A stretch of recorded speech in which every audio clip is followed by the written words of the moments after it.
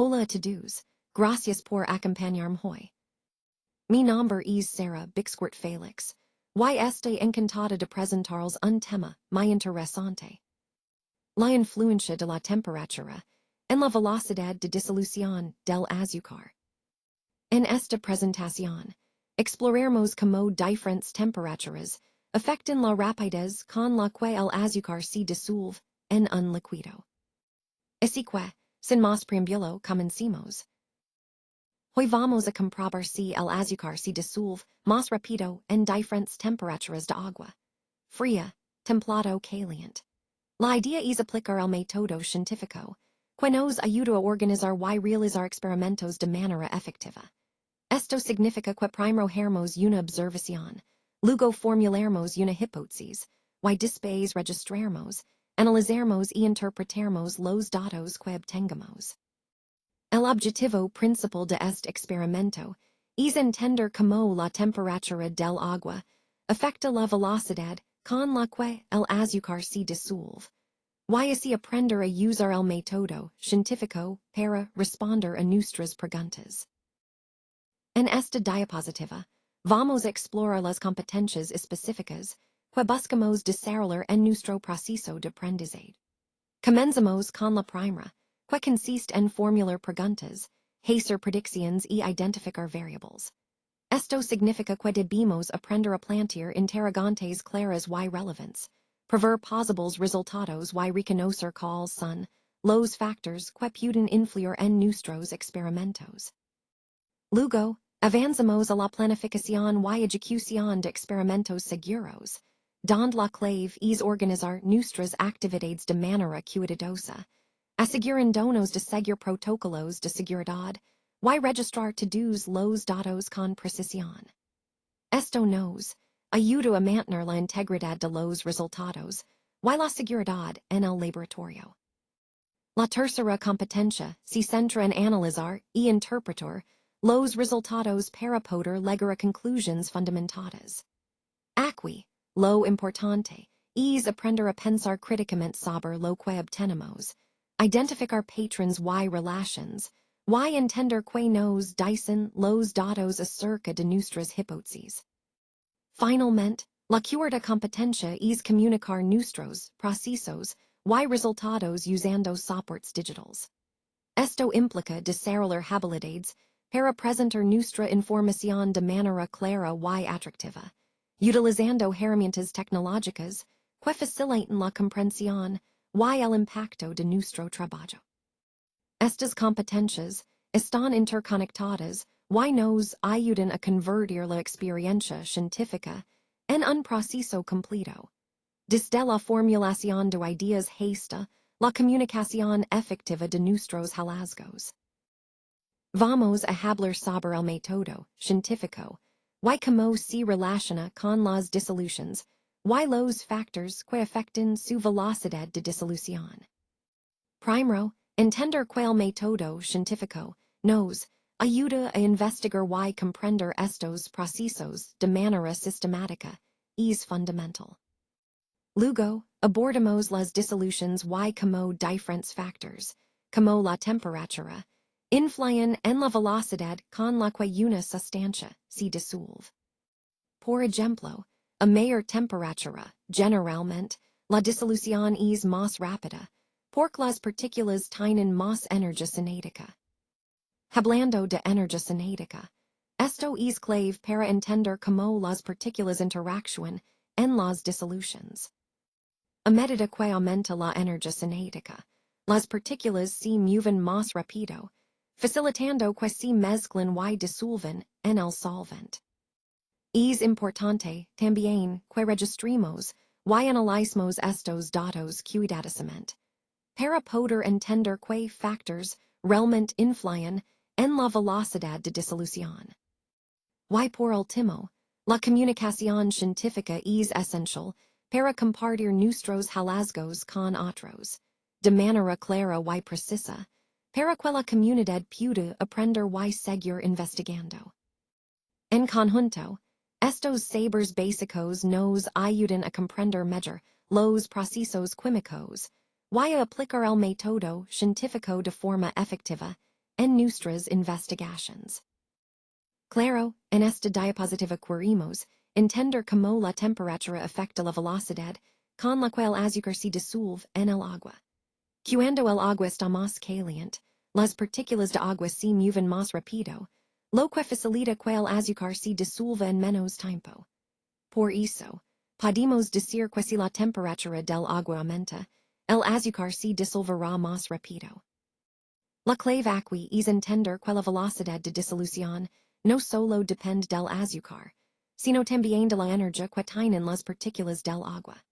Entonces, la próxima vez que quieras disolver azúcar rápidamente, piensa en calentar un poco el agua. Pero si disuelve igual de rápido en agua fría que en caliente. La respuesta es no. El agua caliente ayuda que el proceso sea mucho más eficiente. Esto conecta con el tema general de cómo las condiciones físicas, como la temperatura, influyen en las reacciones y procesos químicos en nuestra vida diaria.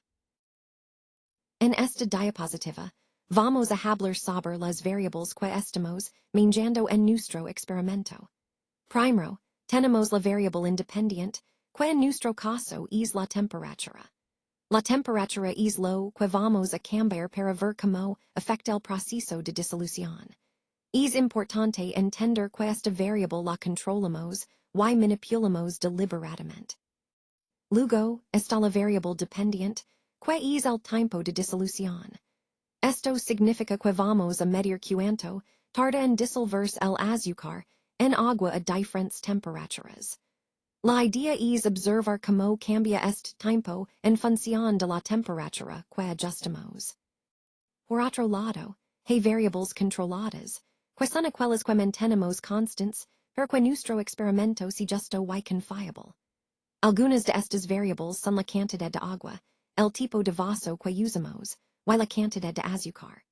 Controlar estas variables nos ayuda a asegurarnos de que los cambios en el tiempo de disolución son realmente por la temperatura, y no por otros factores. En resumen, identificar claramente estas variables nos permite entender mejor la relación causa-efecto en nuestro experimento, y garantizar que nuestros resultados son válidos y precisos. Ahora, en esta diapositiva, vamos a revisar los materiales que necesitamos para nuestro experimento. Primero, vasos de diferentes tipos. Uno con agua fría, otro con agua templada y otro con agua caliente. Esto nos ayudará a observar cómo la temperatura afecta los resultados. Luego, necesitamos azúcar, que será uno de los ingredientes principales en nuestro proceso. También, un cronómetro, para medir el tiempo con precisión y asegurarnos de que nuestros experimentos son reproducibles. Por último, una cucharilla, que utilizaremos para añadir el azúcar y mezclar los ingredientes de manera controlada. Estos materiales son fundamentals porque nos permitirán realizar experimentos claros y efectivos, y entender mejor cómo diferentes variables influyen en nuestro tema. Vamos a realizar un experimento sencillo, pero muy ilustrativo. Primero, llenaremos 3 vasos con agua a diferentes temperaturas, uno caliente, otro a temperatura ambiente y uno frío. Esto nos ayudará a observar cómo la temperatura afecta la disolución del azúcar. Luego, añadiremos una cucharada de azúcar a cada vaso, asegurándonos de que sea la misma cantidad en todos. Es importante registrar el tiempo que tarda en disolverse completamente el azúcar en cada vaso. Esto nos dará datos claros sobre cómo la temperatura influye en la velocidad de disolución. Finalmente, repetiremos el proceso varias veces para mejorar la precisión de nuestros resultados y asegurarnos de que nuestras observaciones son confiables. Este procedimiento nos permitirá comprender mejor cómo las condiciones afectan las reacciones químicas, que es un concepto clave en nuestro tema general. Ahora, en esta diapositiva, podemos ver una tabla que muestra cómo varía el tiempo de registro de datos según diferentes temperaturas. Tenemos 3 categorías principales: fría, templada y caliente. Para cada una, hay un tiempo asociado que debemos completar, Pero lo importante aqui es entender que la temperatura influye en cuanto tiempo tarda en registrarse la información.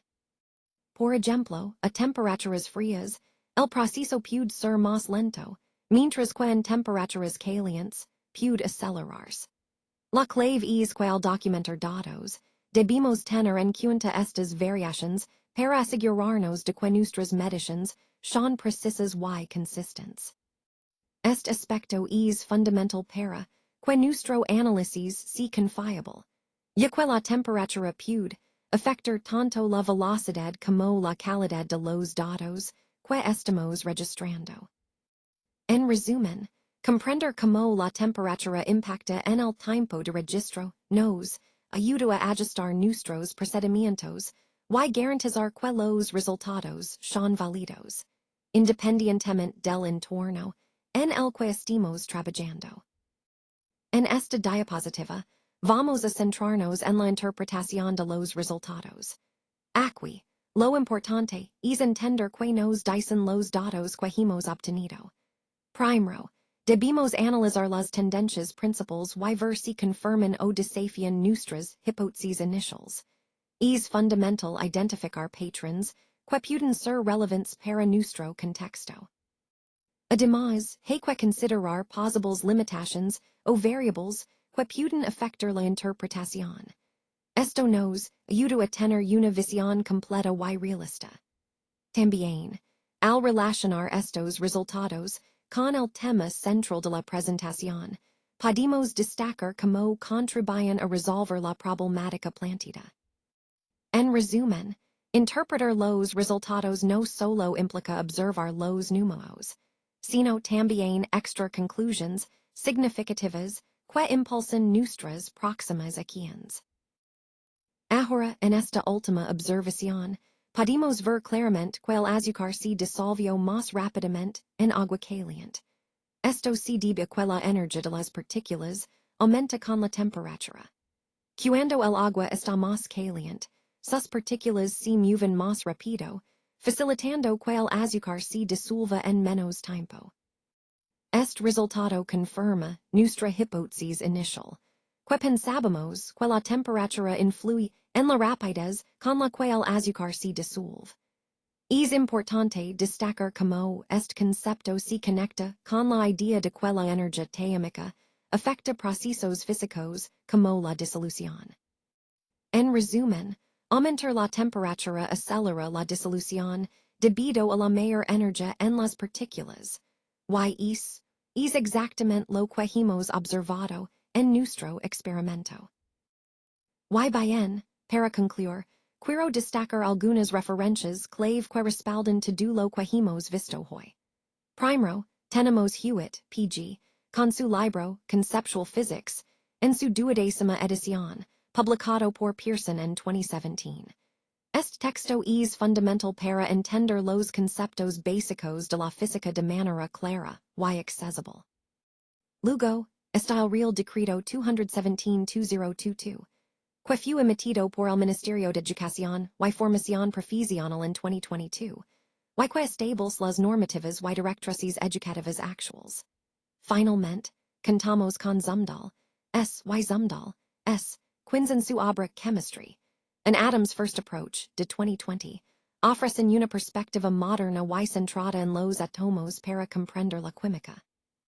Estas referencias no solo enriquecen nuestro conocimiento, sino que también conectan con la importancia de basar nuestro aprendizaje en fuentes confiables y actualizadas.